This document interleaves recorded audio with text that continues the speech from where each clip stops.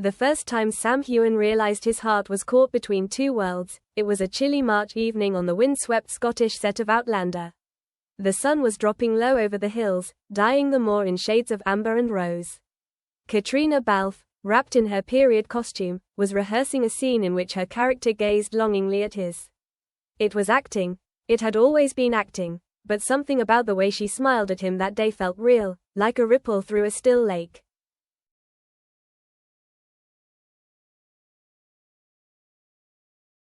He had known Caitriona for years. They'd built their careers side by side, weathered the pressures of fame together. She was his confidant, his anchor, the person who could read his moods with a glance. But it had always been professional, always contained within the neat lines of friendship and on-screen chemistry.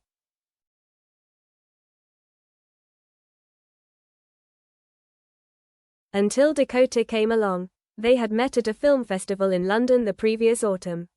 Sam had been there to promote a charity documentary, Dakota had been presenting an award. They'd been seated at the same table, an accident of fate and publicists. By the time dessert was served, they were leaning towards each other, whispering jokes, laughing in that intimate way strangers sometimes do when they feel a spark.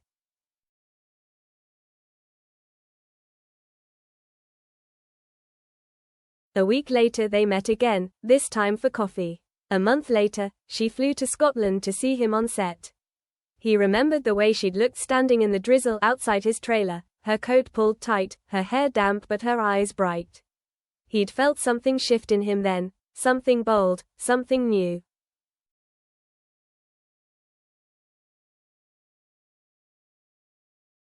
But every time he went back to work with Caitriona, he felt the old rhythm pulling at him, the quiet understanding between them. On set, when the cameras rolled, their eyes met and the world seemed to narrow to a point of light. It was just acting, he told himself. Just chemistry. Yet at night, alone in his rented flat, he'd find himself thinking about her laughter, her stories, the way she reached out to steady him when he stumbled over a line.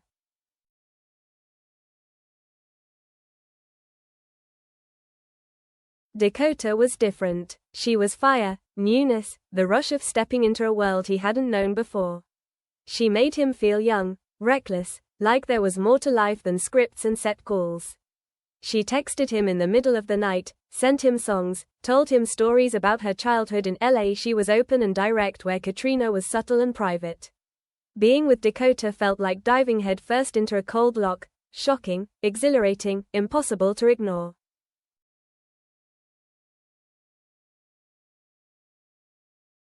But even as he fell deeper into Dakota's world, the red carpets, the secret getaways, the whispered plans, Caitriona remained a steady presence in his life.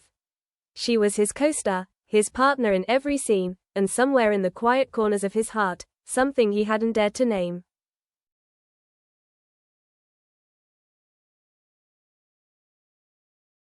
On that March evening, after the director called cut and the crew began packing up, Caitriona walked over, her costume skirts swaying. "You look distracted," she said softly, a teasing smile on her lips. "Thinking about someone?"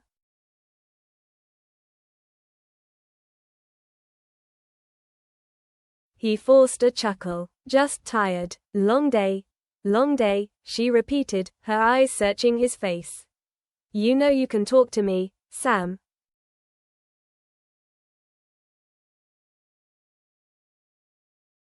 He nodded, but didn't say anything more. How could he explain the pull of two tides at once? How could he tell her that every time he looked at her he felt something he shouldn't, not now, not when someone else was waiting for him in a London hotel room?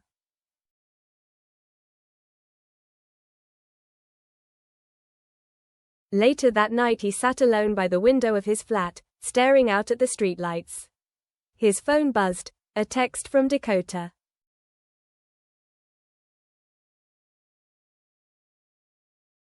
"Miss you. Come back soon. Dinner at our place." He typed back quickly, "Can't wait. Thinking of you too," and hit send. But as he put the phone down, he found himself picturing Caitriona's eyes in the fading light, the way she'd looked at him as if she already knew his secret.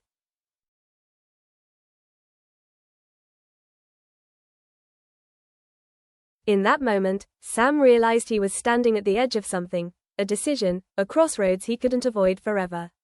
Sooner or later, he would have to choose.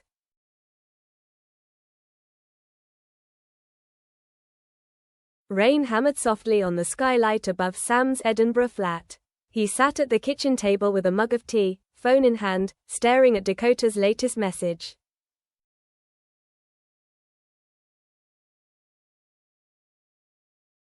Just landed. Can't wait to see you tonight. She had flown in from New York for a weekend between projects, a whirlwind trip just to be with him. He should have felt excitement. Instead, his stomach was tight, his mind drifting back to yesterday's shoot with Caitriona.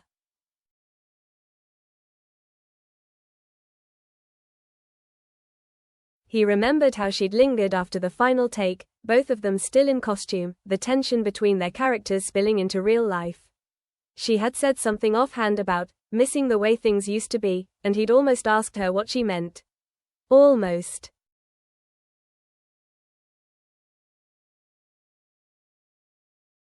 Shaking off the thought, Sam stood and pulled on his jacket.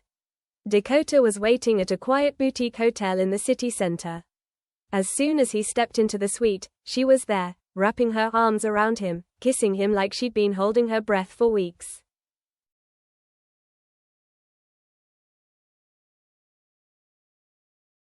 God, I missed you, she whispered. He smiled, holding her close. I missed you too.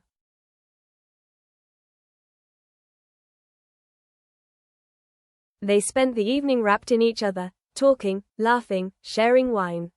Dakota had a way of making every room feel like an adventure, every plan an escape.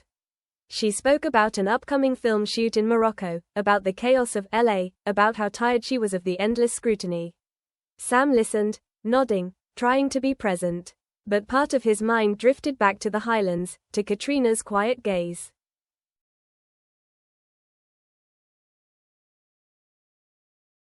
Later, as Dakota slept beside him, Sam slipped out onto the balcony.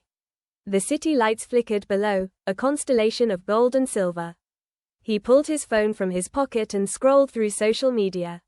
Someone had posted a behind-the-scenes photo from the Outlander set, him and Caitriona, heads bent together, laughing. The comments were a flood of speculation.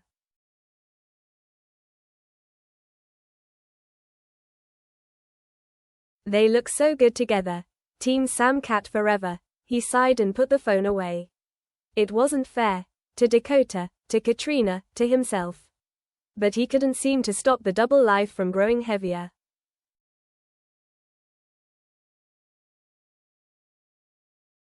The next morning, Dakota woke early. She sat up in bed, hair tousled, looking at him with a faint smile. You're quiet, she said softly.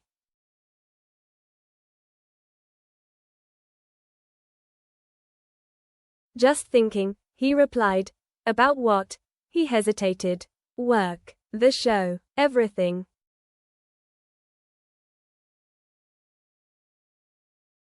She reached out, tracing a finger along his arm. I know it's hard, but you don't have to shut me out.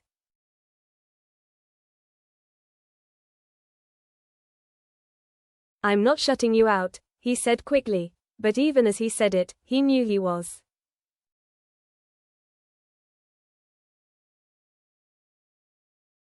Meanwhile, on set, Caitriona was noticing the changes too. Sam arrived late one morning, looking tired. During rehearsals he stumbled over a line, something he never did. After the take, she pulled him aside.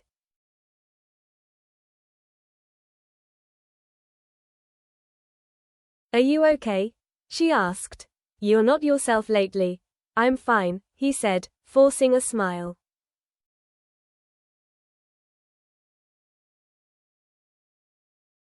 She tilted her head, unconvinced.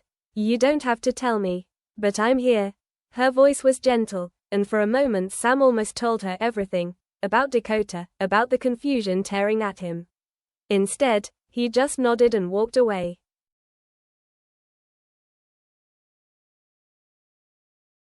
That evening, Caitriona sat alone in her trailer, scrolling through the same photos Sam had seen the night before. She'd always told herself their bond was professional, but seeing him with Dakota in glossy magazines, rumors swirling, she felt a pang she couldn't quite name.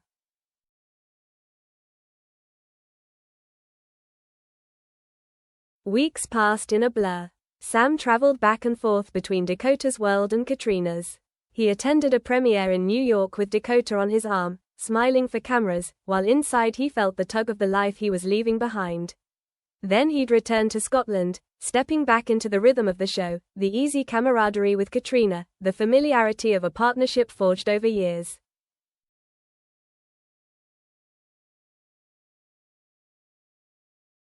At night, when the noise faded, he began to dream about choices, two roads diverging, one marked by Dakota's restless fire, the other by Caitriona's steady warmth. In the dreams, he always stood still, unable to move, the world waiting for his decision.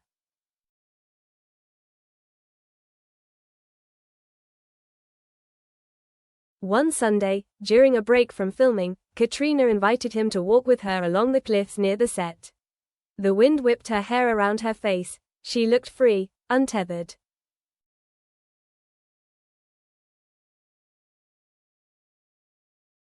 "I wanted to talk," she said, stopping near the edge. "About us." He blinked. "Us?"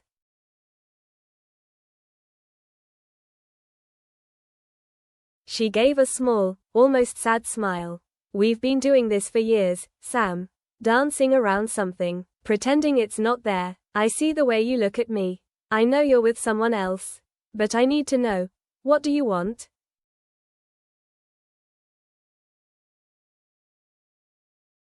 Sam's throat went dry. The sea crashed against the rocks below, a wild, endless sound.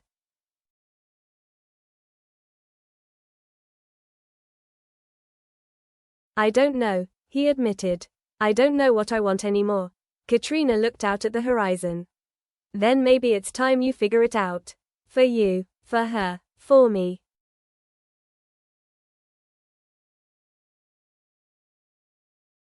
That night, back in his flat, Sam stared at his phone. 2 unread messages glowed on the screen, one from Dakota, one from Caitriona.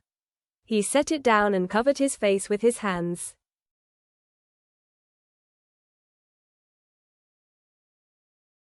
Somewhere in the back of his mind, he knew the moment of choice was coming, sooner than he wanted, faster than he could prepare for.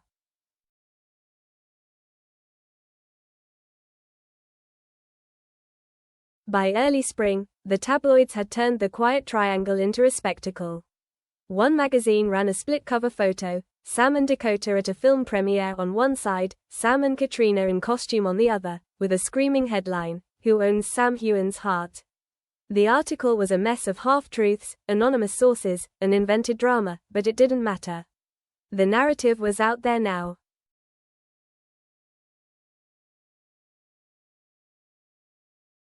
Dakota read the article on a flight to London. She closed the magazine slowly, her jaw tight. For weeks she'd been feeling the distance, Sam's late replies, the way he avoided answering questions about his co-star. She had tried to convince herself it was just his schedule. But seeing their photos side by side, reading about electric chemistry, and longing glances, she felt the first cold stab of doubt.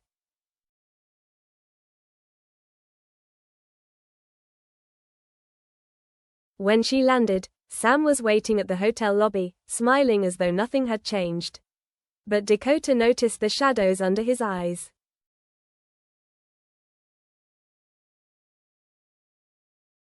"Rough flight?"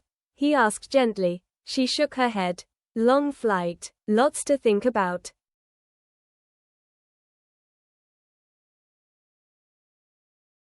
They went up to the suite. Dakota placed the magazine on the table without a word. Sam's smile faltered.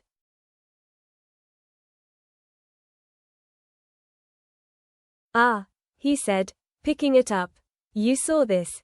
You think I wouldn't?" she asked softly.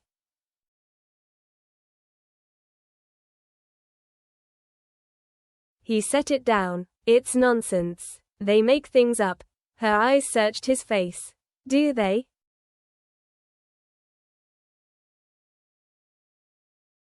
Sam didn't answer right away. He wanted to tell her everything, The cliffside talk with Caitriona, the confusion tearing at him, but the words stuck. Instead he said, "I care about you. That hasn't changed."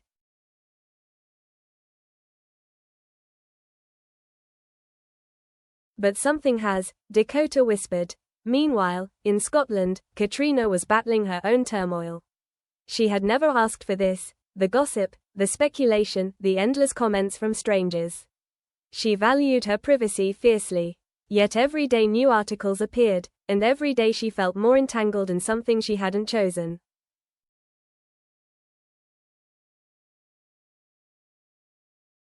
One evening after filming, she called Sam. "We need to talk," she said. "I know," he replied.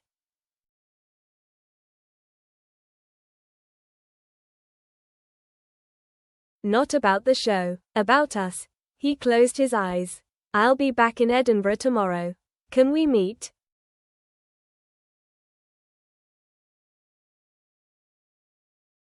"Yes," she said, "we should."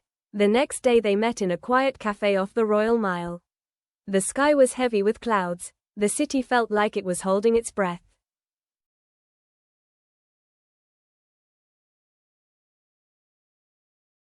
"I never wanted this to get so messy," Sam said, staring into his coffee. "I never wanted to hurt anyone."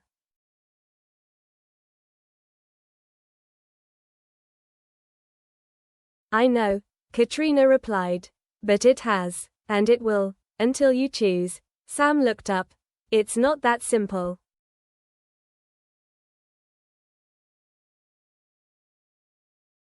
"It is," she said gently. "You can't live two lives forever.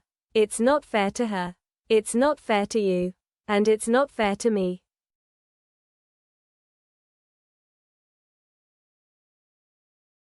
He swallowed hard. "I don't even know what's real anymore." "You do," she said, reaching across the table to touch his hand. "You've always known. You're just afraid of it."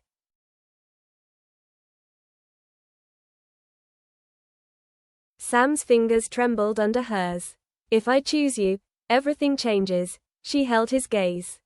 "Everything already has."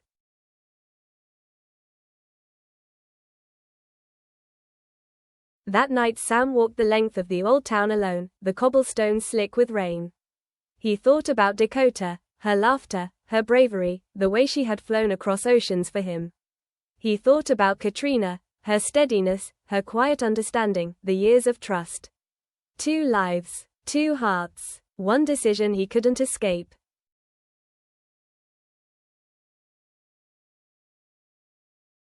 He stopped at a bridge overlooking the dark water of the Nor Loch.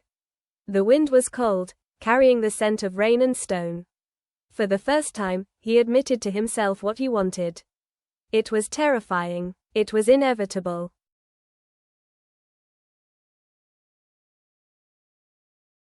His phone buzzed. 2 messages. One from Dakota, "Are we okay?" One from Caitriona, "Call me when you're ready."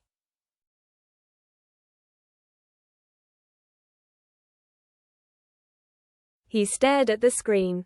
The weight of it was almost physical, pressing against his chest.